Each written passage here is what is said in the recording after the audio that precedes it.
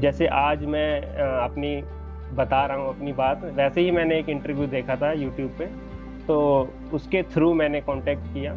तो ये जो आई एग्जाम बी पर मैंने मॉक इंटरव्यू दिया था, ये मेरा पहला ही इंटरव्यू था, चाहे मॉक हो चाहे रियल हो। तो निश्चित रूप से उसमें मेरे को बहुत सारे इनपुट मिले, जो जिन्होंने मेरी हेल्प की एक्चुअल इंटरव्यू में। हेलो एवरीवन, आई एग्जाम बी के प्लेटफॉर्म पर आप सभी का स्वागत है। आज हमारे साथ है विनय, जो कि आईबीपीएस एसओ की परीक्षा में सफलता हासिल कर राजभाषा अधिकारी के रूप में चयनित हुए हैं। तो आज हम लोग विनय से बातचीत करेंगे और जानेंगे कि किस प्रकार से उन्होंने इसकी तैयारी किया है, और साथ में देखेंगे कि क्या उन्हें इस चीज में कठिनाइयां आई हैं या किस तरीके से तैयारी के लिए उन्होंने समय निकाला, और उनका ये कौन सा प्रयास था। इन सब चीजों के बारे में हम बातचीत करेंगे विनय से। तो विनय, आपको सबसे पहले बहुत बहुत शुभकामनाएं और थैंक स्वागत यू। है आपका आई एग्जाम बी के मंच पर अपना समय देने के लिए। जी मैम, बहुत बहुत धन्यवाद आपका, और धन्यवाद इस बात के लिए भी कि आपने मुझे यहाँ पर इनवाइट किया।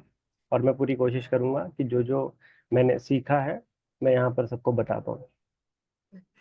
तो पहले मैं आप लोगों को बताना चाहूँ कि जो विनय है उन्होंने स्नातक हिंदी विषय से और परा स्नातक भी हिंदी साहित्य विषय से किया हुआ है, साथ में पीजीडीटी भी किया हुआ है। और तो सबसे पहले विनय, आप ये बताइए कि आपका ये पहला अटेम्प्ट था या कौन सा अटेम्प्ट था। जी मैम, मेरा ये पहला ही प्रयास था। तो ये तो बहुत अच्छी बात है कि आपने पहले ही अटेम्प्ट में इस सफलता को प्राप्त कर लिया है। तो इस जो राजभाषा अधिकारी है उस पद पर जाने के लिए आपने कब सोचा था। राजभाषा अधिकारी के पद पर जाने के लिए मैंने एमए में, हमारा एक क्या होता था कि रजिस्टर होता था हम्म। डिपार्टमेंट की तरफ से ही, उसमें वो लिखवाते थे कि आपने क्या बनना है आगे जाके। तो प्रीवियस ईयर के जो सेशन के जो बच्चे थे, उनमें से कई बच्चों ने राजभाषा अधिकारी भी लिखा हुआ था। तो हम्म। वहीं से मेरे को इस पद के बारे में पता लगा, वहीं से मैंने इसके बारे में फिर आगे जानकारी इकट्ठा की कि किस प्रकार का पद होता है, कहाँ कहाँ पर होता है, और इसके क्या क्या काम होते हैं। हम्म। तो विनय, जैसे कि हम जानते हैं कि आज के जो नवयुवक हैं वो ऐसे पेशे को अपनाना चाहते हैं जैसे कि डॉक्टर है, इंजीनियर है, और उसके लिए वो पहले से पहले जैसे साइंस बैकग्राउंड में जाना चाहते हैं। खासकर हम लड़कों की बात करें तो उनका तो यही एक गोल रहता है कि नहीं, मुझे डॉक्टर बनना है, मुझे इंजीनियर है, तो सबसे पहले वो साइंस को लेना प्रेफर करते हैं। लेकिन आपने कला स्नातक किया हुआ है, यानी कि आपने पहले से हिंदी या फिर और भी जो विषय हैं उनको लेकर आप बढ़े। तो क्या आपने पहले से ही डिसाइड कर रखा था कि मुझे इसमें जाना है। आपने कभी, आपको ये नहीं लगा कि मैं भी डॉक्टर बनूं, इंजीनियर बनूं। नहीं मैम, क्योंकि 10वीं और 12वीं तक तो पढ़ाई में मैं इतना अच्छा नहीं था, टू बी वेरी ऑनेस्ट। हम्म। पर जैसे ही मुझे पता लगा कि हिंदी भाषा में मेरी पकड़ बहुत अच्छी है, और तभी से मैंने यह डिसाइड किया कि मेरे को इसी लाइन में आगे जाना चाहिए। तो पहले तो मेरा गोल था कि मैं असिस्टेंट प्रोफेसर का एग्ज़ाम दूंगा। पर हम्म। धीरे धीरे जो गोल है वो थोड़ा चेंज हो गया, और अंत में बात राजभाषा अधिकारी पर आकर समाप्त हुई, और अंततः मुझे उसमें सफलता मिली। पहली बार में ही सफलता मिली आपको। जी तो मैम। मुझे लगता है उन लोगों को प्रेरणा लेनी चाहिए आपसे कि आप इधर उधर ना जाकर आप एक गोल सेट करें और पहले से ही आप ये सोच के चलें। और ऐसा नहीं है कि सिर्फ यही एक फील्ड होती है, जैसे कि डॉक्टर, इंजीनियर या और भी बहुत सारी चीजें हैं। आप अगर आप ट्राई करेंगे तो बहुत अच्छी पोस्ट होती है, जैसे कि राजभाषा अधिकारी, जिसके बारे में बहुत सारे लोगों को आज भी पता नहीं है कि ये भी एक पोस्ट होता है और बहुत ही अच्छी एक एक पद होता जी है, मैम। एक अच्छा पद होता है। तो मुझे लगता है उन सभी को इसके बारे में सोचना चाहिए और इसके बारे में सर्च भी करना चाहिए।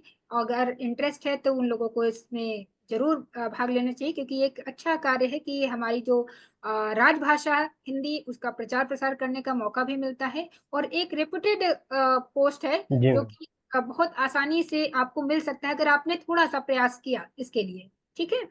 जी मैम। तो आपने विनय किस तरीके से प्रारंभिक परीक्षा की तैयारी किया जिससे आपको पहली बार में ही सफलता प्राप्त हो गई।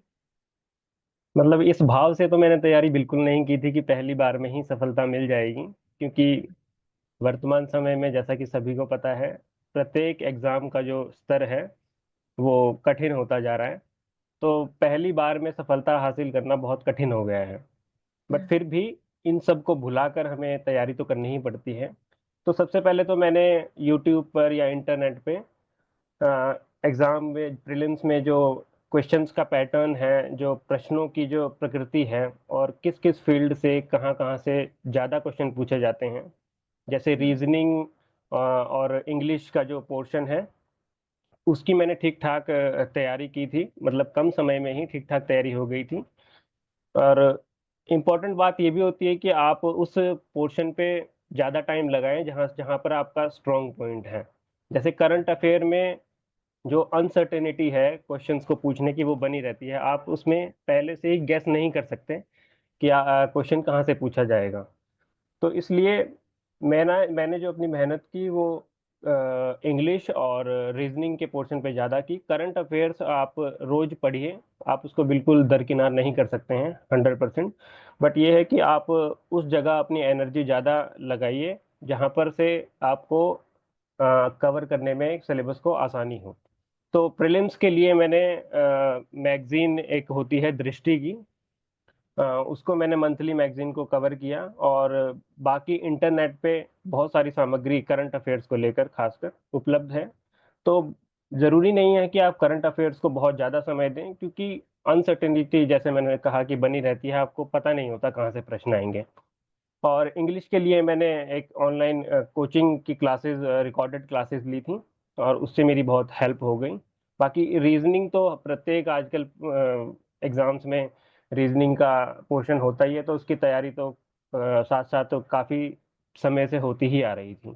तो प्रीलिम्स के लिए मेरी यही सीधी और सरल सटीक एकदम तैयारी थी। हम्म। तो विनय, मुख्य परीक्षा में राजभाषा का क्या महत्व है? राजभाषा की किस तरीके से आपने तैयारी की और कितनी बच्चों को तैयारी करनी चाहिए इसके बारे में? कितनी नॉलेज जी होनी मैम। चाहिए राजभाषा को लेकर? जी मैम, प्रीलिम्स में क्योंकि हमें अपने कोर विषय के बारे कोर विषय को पढ़ने या फिर क्वेश्चन सॉल्व करने का मौका तो मिलता नहीं है। तो राजभाषा इसलिए मेंस में बहुत ज़्यादा इम्पोर्टेंट हो जाता है।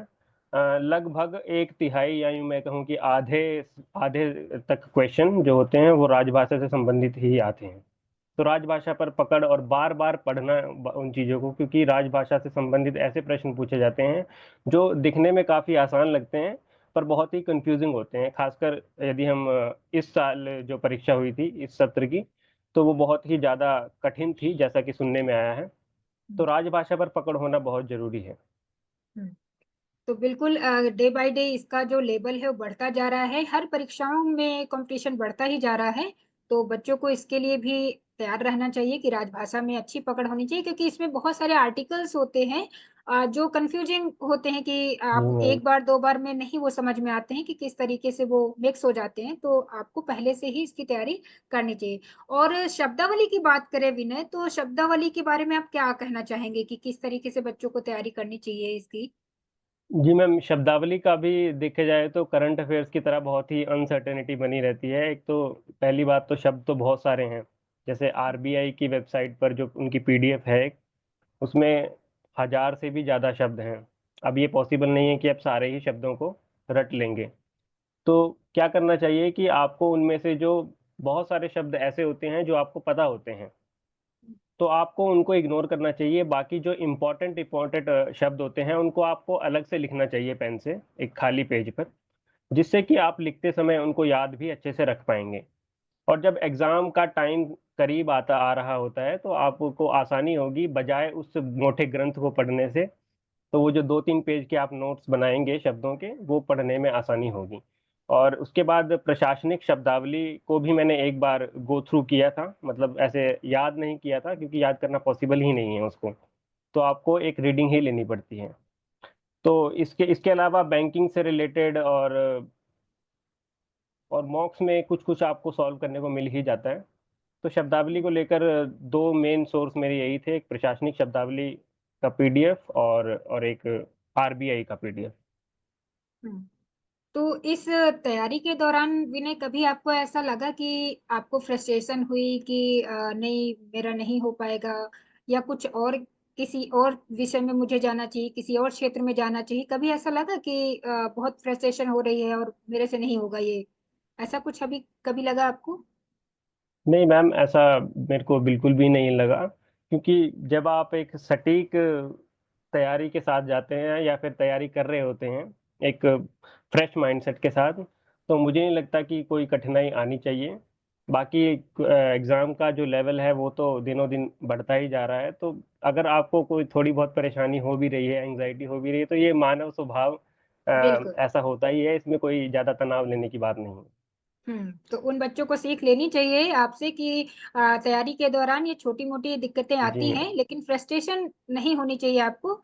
जी। आपको निरंतर प्रयास करते रहना चाहिए ताकि आपको सफलता मिल सके जी। और जल्दी मिल सके। तो इसको हमेशा इस बात को ध्यान रखना चाहिए। अच्छा विनय इंटरव्यू के लिए बच्चे बहुत डरते हैं, तो इंटरव्यू के लिए आपने क्या किया? मुझे याद है कि आपने हमारे साथ जी मॉक मैम। इंटरव्यू भी किया था। तो उसमें आपको किस तरीके से सहायता मिली? क्या बच्चों को मॉक इंटरव्यू देना चाहिए? उसका क्या महत्व है आपके रियल इंटरव्यू को लेकर? जी मैम, सबसे पहले तो मैं अपनी यदि बात करूँ तो मेरी ज़िंदगी का ये पहला ही इंटरव्यू था। तो स्वाभाविक है कि हुँ, प्रीलिम्स और मेंस मेरे को टेंशन जो थी वो इंटरव्यू की ही थी। तो मैंने हुँ, बहुत कुछ यूट्यूब पर या फिर इंटरनेट पर बहुत खोजा मॉक इंटरव्यूज़ के लिए। तो राजभाषा से संबंधित मेरे को कहीं भी सामग्री मिली नहीं इस संबंध में। तो फाइनली मेरे को आई एग्ज़ाम भी के बारे में पता लगा यूट्यूब से ही। जैसे आज मैं अपनी बता रहा हूँ अपनी बात, वैसे ही मैंने एक इंटरव्यू देखा था यूट्यूब पे, तो उसके थ्रू मैंने कॉन्टैक्ट किया। तो ये जो आई एग्ज़ाम बी पर मैंने मॉक इंटरव्यू दिया था, ये मेरा पहला ही इंटरव्यू था, चाहे मॉक हो, चाहे रियल हो। तो निश्चित रूप से उसमें मेरे को बहुत सारे इनपुट मिले, जो जिन्होंने मेरी हेल्प की एक्चुअल इंटरव्यू में। और वैसे एक्चुअल इंटरव्यू को मैच कर पाना शत प्रतिशत एक्यूरेसी के साथ तो पॉसिबल नहीं है, पर जो हुँ, आई एग्ज़ाम बी के इंटरव्यू मॉक इंटरव्यू देने के बाद जो फीडबैक हमें मिलता है, मुझे लगता है कि वो कहीं न कहीं बहुत ही वैल्यूएबल होता है। और मैंने तो बाकायदा उसको लिख भी लिया था जो उनको इनपुट दिए थे फैकल्टी ने।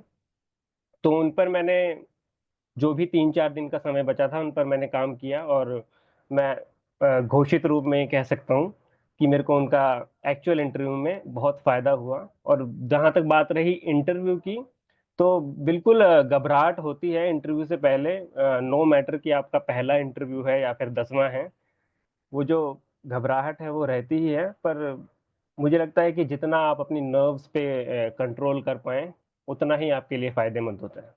हुँ। तो विनय आपको इंटरव्यू में किस क्षेत्र से ज़्यादा प्रश्न पूछे गए? साहित्य से या फिर शब्दावली से या फिर राजभाषा को लेकर? इंटरव्यू बहुत ही डायनामिक था, लगभग प्रत्येक क्षेत्र से 1-1, 2-2 सवाल पूछे ही गए। चूँकि इंटरव्यू बोर्ड में काफ़ी सारे लोग थे, लगभग 7 तो थे ही जहाँ तक मैं ध्यान कर हुँ, पा रहा हूँ, तो सबने 1-1, 2-2 प्रश्न पूछे।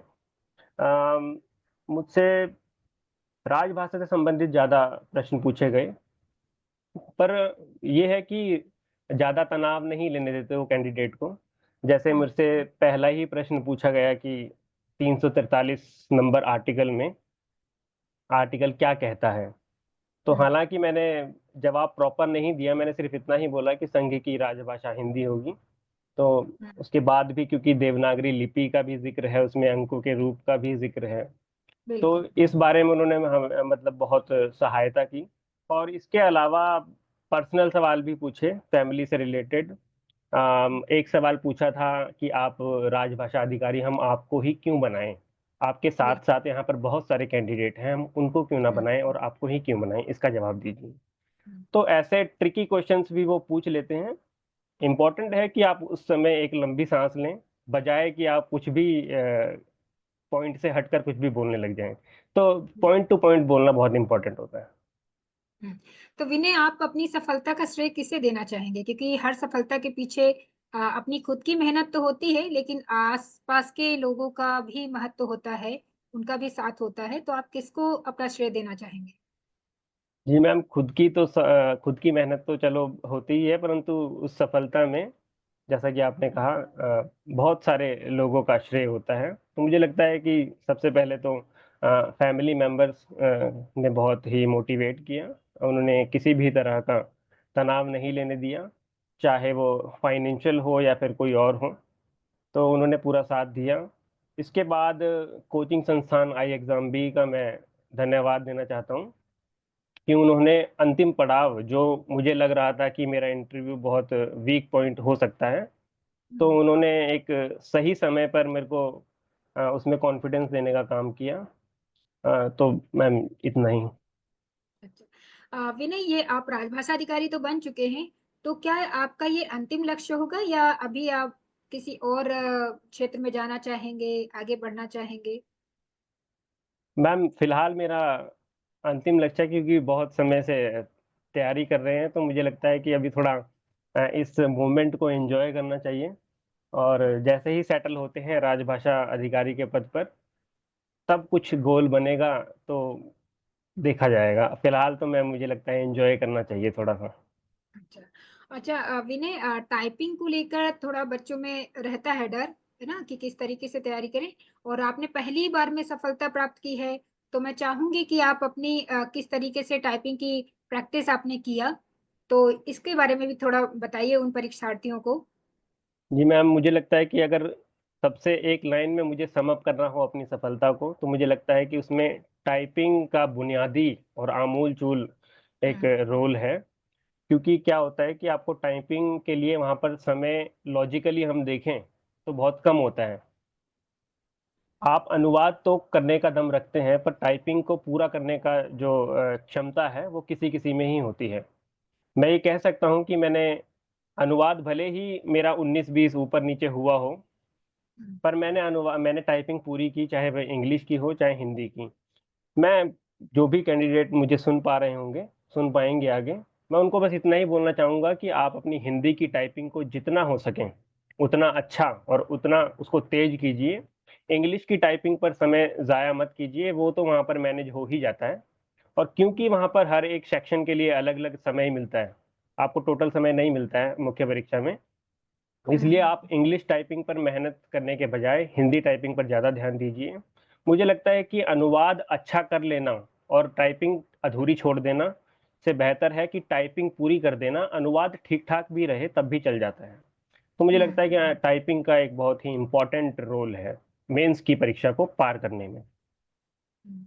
बिल्कुल, कहीं न कहीं उसके कुछ नंबर तो आपको मिलते ही हैं, अगर जी पूरी मैम। तरीके से छोड़ देंगे तो फिर तो आपको कुछ भी नहीं मिलने वाला है, इससे अच्छा है कि प्रयास आप जारी रखें जब तक आपके पास समय है। जी मैम। तो विनय, आपकी जो बातचीत हुई है हमसे, हमें आशा है कि बहुत सारे बच्चों को इससे हेल्प मिलेगी। तो आप आने वाले जो परीक्षार्थी हैं, जो इस चीज़ की तैयारी करना चाहते हैं या करेंगे, तो उनके लिए क्या आप मार्गदर्शन उनको देना चाहेंगे? अपनी तरफ से क्या बताना चाहेंगे कि किस तरीके से वो भी पहली बार में ही, पहली प्रयास में ही सफलता उनको भी मिल सके? तो इस तरीके से कुछ चीज़ें बताइए ताकि वो उसी डायरेक्शन में जाएँ, इधर-उधर ना भटकें। हालांकि किसी को कुछ बताने के मामले में मेरे अंदर बहुत संकोच है और झिझक है, पर फिर भी अगर 2-3 बिंदु मुझे बताने ही हो, जो यूट्यूब और इंटरनेट पर उपलब्ध है उससे हटकर यदि मेरे को बताना हो, तो मुझे लगता है विषय का ज्ञान होना, मॉक टेस्ट लगाना, प्रैक्टिस होना अलग बात है। ये बहुत इजी चीजें हैं, ये सब कर लेते हैं सारे कैंडिडेट। मुझे लगता है कि इससे इतर यदि आपके पास मल्टीपल स्किल सेट है किसी कैंडिडेट के पास, जैसे उदाहरण, यदि आप प्रश्न को पढ़कर ये निर्णय कर पा रहे हो विद इन सेकेंड्स में कि आपको ये क्वेश्चन अटेम्प्ट करना है या नहीं करना, हाँ या ना का अगर आप सटीक फैसला कर पा रहे हो, मुझे लगता है कि उसमें आपका बहुत टाइम बचेगा। जैसे इस बार का जो प्रश्न पत्र था वो बहुत ही लेंथी था। मेरी जिससे भी बात हुई उसका यही कहना था, यदि हम गिवन टाइम में प्रश्नों को ठीक ठाक पढ़ भी लें विदाउट आंसरिंग, हुँ। तब भी बड़ी बात है। तो मुझे लगता है कि एक तो टाइम मैनेजमेंट और डिसीजन मेकिंग की, मेरे को ये करना है ये नहीं करना है ये छोड़ देना है, ये हुँ, एक इम्पॉर्टेंट है। नंबर टू, टाइपिंग का जैसे मैंने बताया कि टाइपिंग में यदि आपको महारत हासिल हो गई है, तो मुझे लगता है कि आप उस रेस में बहुत आगे हो जाएंगे बाकी कैंडिडेट्स के मुकाबले। हम्म, तीसरा, बहुत सारे लोग बोलते हैं कि मॉक टेस्ट जितना हो सके उतना दो। मुझे लगता है कि मॉक टेस्ट भी अपनी प्रासंगिकता को धीरे धीरे खोते जा रहे हैं, क्योंकि उस एक्यूरेसी को, उस लेवल को मैच करना जो एग्जामिनर आजकल सेट कर रहे हैं वो लगभग इम्पॉसिबल होता जा रहा है। तो मॉक हम्म, टेस्ट आप जरूर लगाइए, उससे आपका टाइम मैनेजमेंट, आपकी डिसीजन मेकिंग तो आपको पता ही लगेगी, पर उसमें जो भी आप स्कोर ला रहे हैं उसको आप अगले ही क्षण भूल जाइए। यदि आपका अच्छा स्कोर आ रहा है तब भी आप भूल जाइए, और अच्छा बुरा स्कोर आ रहा है तब भी आप भूल जाइए, क्योंकि जो मेन बैटल फील्ड है वो आपका एग्जाम, मेन एग्जाम है, मॉक टेस्ट नहीं। मॉक टेस्ट है आप अपना कॉन्फिडेंस बूस्ट करिए, पर उसको लो मत करिए। बस भी तीन चार बिंदु हैं, मैं यही कहना चाहूंगा। हम्म। तो इस बातचीत से विनय, हमें लगता है कि हमारे जो परीक्षार्थी हैं, जो इस परीक्षा को तैयारी करने वाले हैं, उनको बहुत ही प्रेरणा मिली होगी इस बातचीत से। और इसी बिंदु के साथ हम यहीं पर इसको विराम देते हैं। और एक बार फिर से आपको बहुत बहुत धन्यवाद कि आपने अपना टाइम हम धन्यवाद। लोगों को दिया। और आपकी बातचीत से उन विद्यार्थियों को बहुत ज्यादा सहायता मिलने वाली है, जो भी आपने उनके बारे में बताया कि परीक्षा में किस तरीके से आपने सफलता प्राप्त किया है पहले ही प्रयास में। तो बहुत बहुत धन्यवाद विनय आपको। धन्यवाद और हम आपकी मैम। उज्जवल भविष्य की कामना भी करते हैं साथ साथ जी में। Ma'am, thank you so much.